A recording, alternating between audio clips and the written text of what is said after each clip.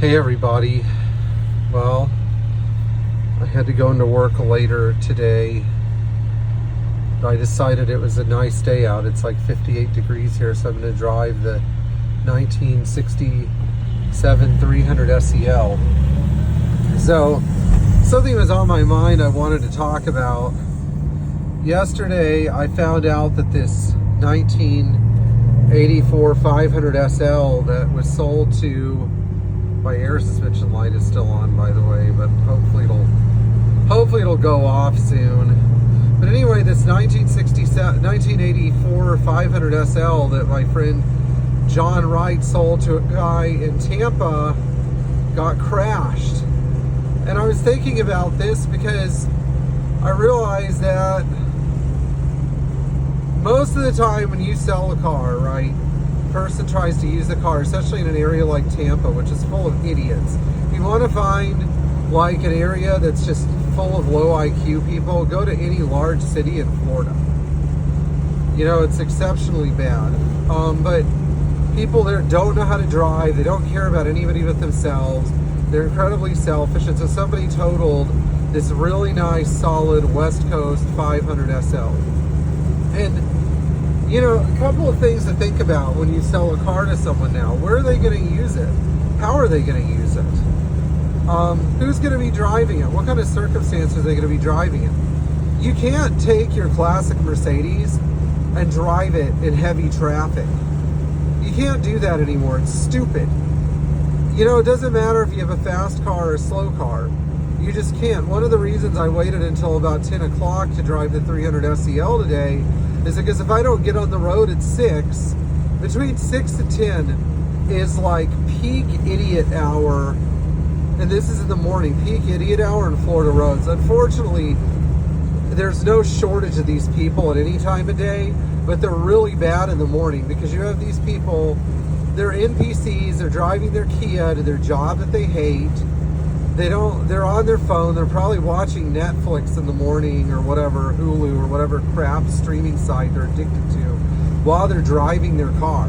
They're not even paying attention. They don't think to themselves, oh, the guy next to me that I'm about to crash into is a classic car that he's been preserving for the last, 10 years or 5 years, or he just bought this car, really enjoys his car, he just spent a bunch of money restoring it, or he just spent a bunch of time keeping it up. No, they don't think about that. And as our society gets proliferated by more and more selfish people that are complete dopamine addicts, they have to be pleasured all the time. Their dopamine receptors have to be activated constantly. And people who are dopamine seeking are incredibly selfish. I mean, if you just look at people who have dopamine deficient disorders, what are they always seeking? They're seeking more dopamine, so they become selfish and they become apathetic. You know, they don't even think about, they don't have long-term planning, they don't have any consideration, they don't have any empathy. They're just complete freaking trash when it comes to how they treat other people around them. You know, here goes a great example of a really bad driver right in front of me. Of course, they're driving an Altima, which is like the official vehicle of horrible drivers everywhere. The guy got right up close to my bumper and moved over into the left lane without even signaling. He had all this space prior to, he could have just thought to himself, maybe I should signal and move over. You know, maybe I should get right up on this guy's butt. They don't care that I'm driving a 50-year-old car. They couldn't care if it was a Rolls Royce. They couldn't care if it was the official motorcade of the president. They're going to get right up on, the person's butt and get into the other lane, like at the last minute. You know, maybe they're not even going to go all the way into the other lane. And then the other thing is, like, people in Florida, if you're a Florida driver, especially if you own a classic car, you need to be extra vigilant. If you get in an accident here, it might even be partially your fault, even if you were the one that was hit. Because people here are not going to move over for you. They don't care about you. The only thing they care about is making sure that they get where they're going, whether they're going to go buy weed at the dispensary, whether they're going to, be able to keep watching their show. They get mad because their internet times out because everybody's on the same server. There goes another one. You see how people here drive? Look at this guy in the truck in front of me.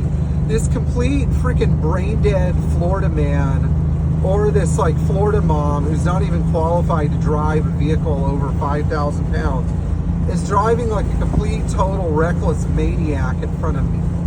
And they probably owe like $15,000, $20,000 on this truck. So they're hoping they can get into an accident and total it. And that's another problem too. Insurance here is so high.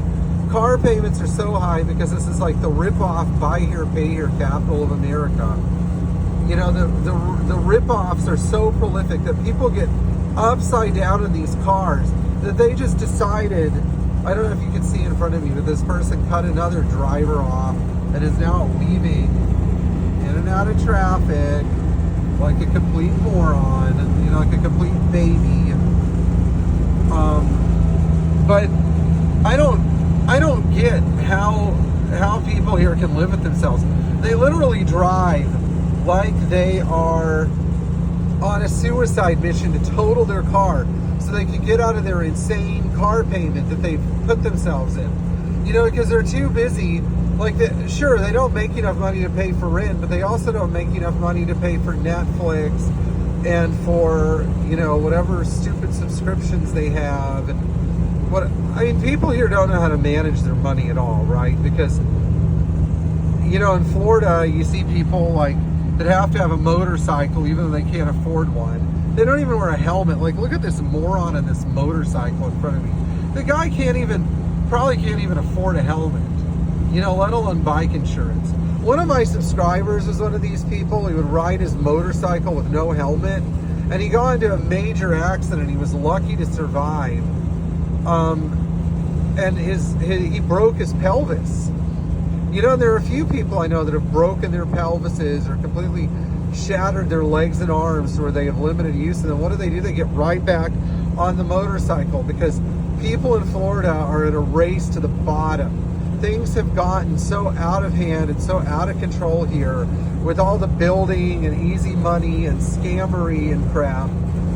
You can't even, like, if you're like me and you're a responsible guy who pays all his bills, who has a mortgage that he can cover, who takes care of his family, who pays an employee's bill, I can't even really enjoy driving my car without getting like bullied or pestered by people on the road. And then other drivers, like the guy in front of me is a pretty good driver. Even though he's driving an Audi, he's a pretty good driver. He can't enjoy driving. He can't. You know, he's probably just like on his third Audi because his other two have been totaled by morons. And people wonder, it's like, why are you driving a Toyota van, Pierre? Oh, I saw you driving a Toyota van the other day. Why are you driving a Toyota van? Why aren't you driving your Mercedes that you have thousands of dollars and hundreds of hours into?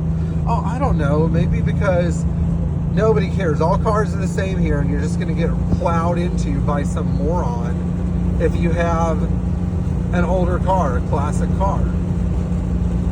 You know, I like this guy's bumper sticker. He says, I only have good days. So he's probably one of the few people in Florida that I would want to stay in the state.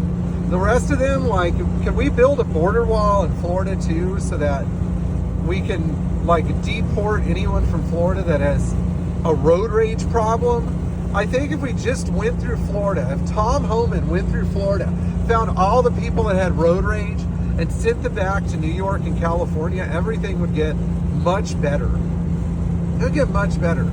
And I like the way we should deport these people. First of all, if you have a Charger registered to you, Border Patrol shows up, kicks your ass over the Florida border wall. You know, if you try to get in by boat, they put their trained shark or alligator in the water to go hunt you down or something. I don't know. I'm just sick of all these idiots that have ruined Florida and ruined my driving experience here. Anyway, if you just bought a classic Mercedes, don't let some idiot total it. Try to maintain some vigilance. Don't be just a blind NPC who drives with their head in the clouds, okay? Check out my other videos. See you later.